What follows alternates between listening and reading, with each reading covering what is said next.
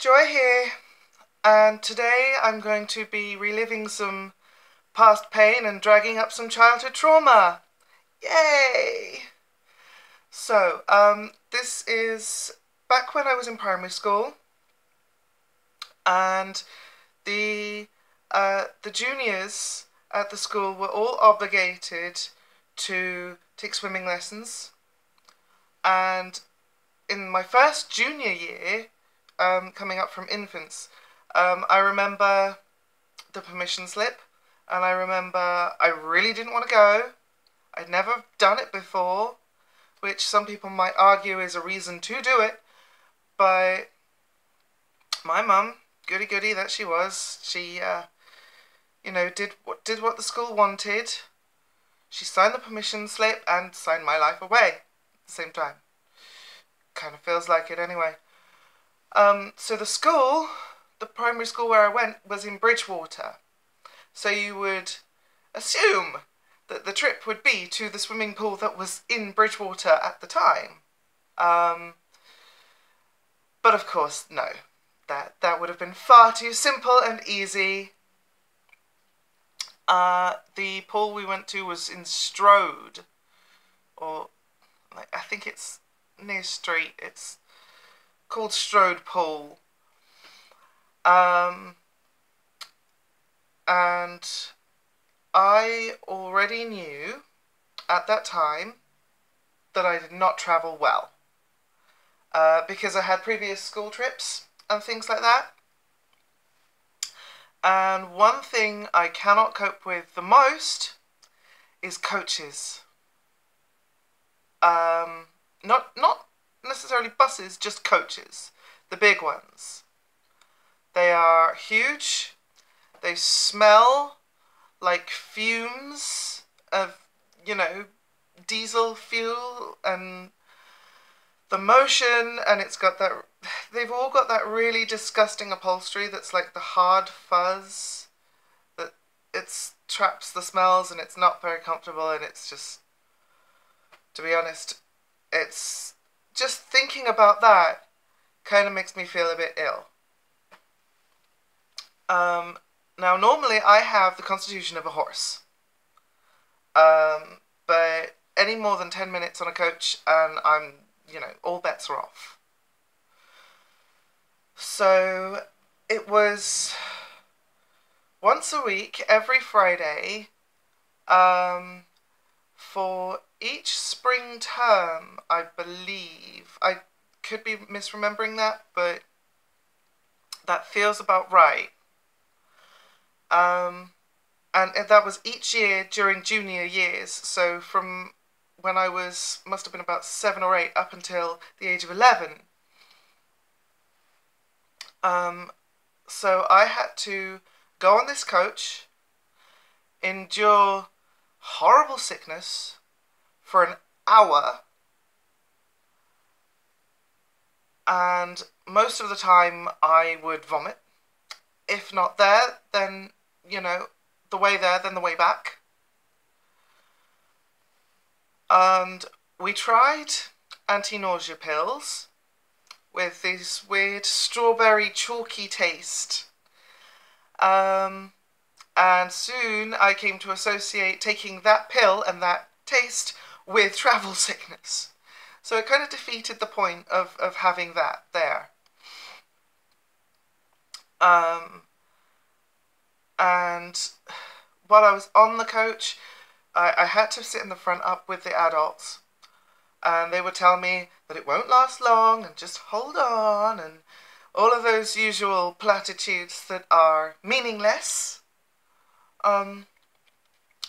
So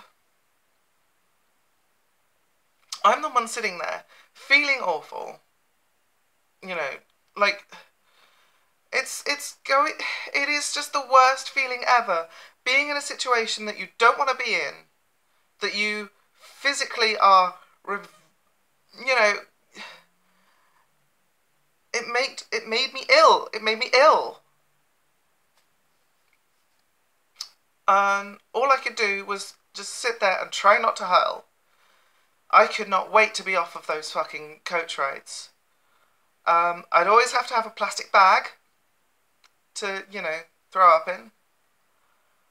The whole experience actually gave me a fear of vomiting, um, which I subsequently got over when I became old enough to consume vast quantities of alcohol.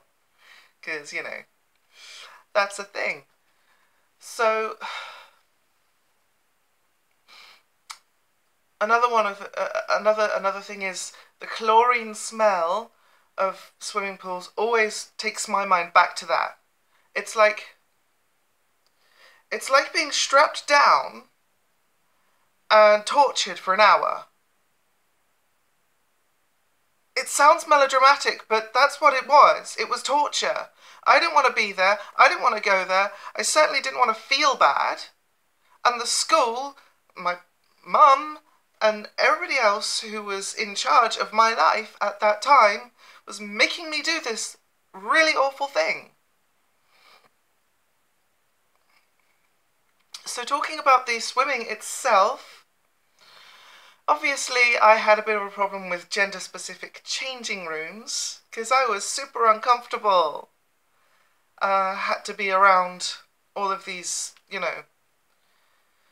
all of these boys and, naked. Which, hello, issues. Just trying to sort of like hide myself under the counter, like, you put that on and do that. And of course being treated like a boy. And I'm not saying that I should have been put in with girls, because that would have also been super awkward. But obviously if I had the language to express myself and my identity at the time, I would have been able to say, look, I'm trans, I need a separate cubicle or something to change into.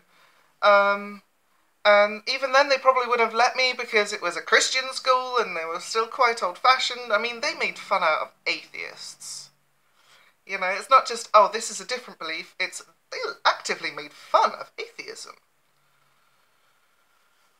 So,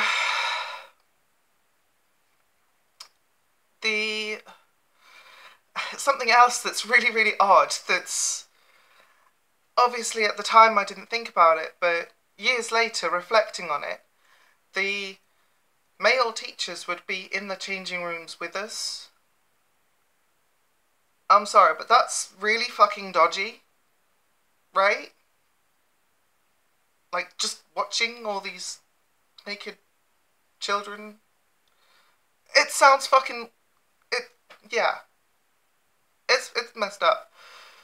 And the swimming itself, well, I had to wear trunks, and I wanted to cover my chest, just like the other girls. It was actually quite nice to be in the water with the water up to here so that no one could see what was underneath the neckline. Now, I was never any good at swimming. I never even got a grade, like the first grade. I think it was called a grade 1. I totally sucked, okay? And like I said, some people might think that that's a reason to keep trying at it, but not everyone is good at everything. Me personally, I was much more suited to academic study and subjects and, science, English, maths, French, stuff like that. That's my bag. Physical activity, really not. In the water, even worse. So this whole thing was this really negative experience. It was really awful for motivation. Because I had to keep doing it, despite the fact that I really, really just hated the whole thing. And for those of you that sort of need to get a bit of context here, the school and the pool were 1 hour drive away. So it would take 1 hour to drive there. I was there for about an hour each time, but factor in the changing, the swimming, the changing back, and then the getting back onto the coach, that's only about half an hour's worth of actual swimming. And then an hour back on the journey, back to school. Was it worth it? Not to me. No. It just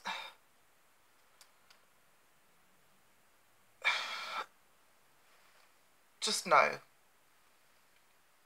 And I couldn't get to like the experience as well because I couldn't get out of my head that next week I'm going to be back and next week I'm going to be back and so I begged and pleaded with my mum to rescind the permission, take it back. It's affecting me negatively. It's affecting my health negatively because I could not keep breakfast down. It was rare that I did not throw up at all.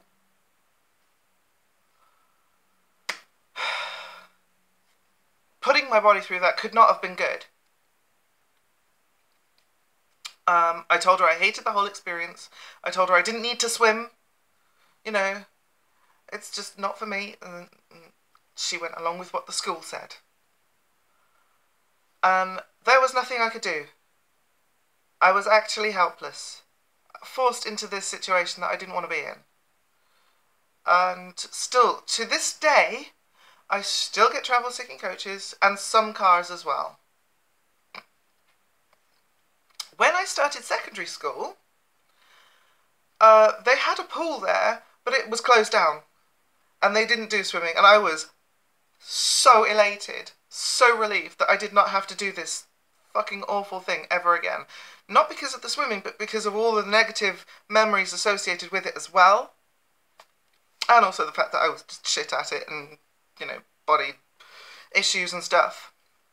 So, what is my point here? Well, my point is that it doesn't sound like a lot. It doesn't sound like I went through a huge big ordeal. I didn't go through war. I didn't lose, limbs or family members or stuff like that. It wasn't that, that much of a crime. But it was awful for me. I had to live through it. I don't want to make this into a pity party. I'm just saying that when somebody is in trouble and cannot stand up for themselves, then it's just not worth going through something like that. It's just... My point is that it's important to stand up for people. The trauma didn't last forever, but I do want to mention it because it was a bad situation.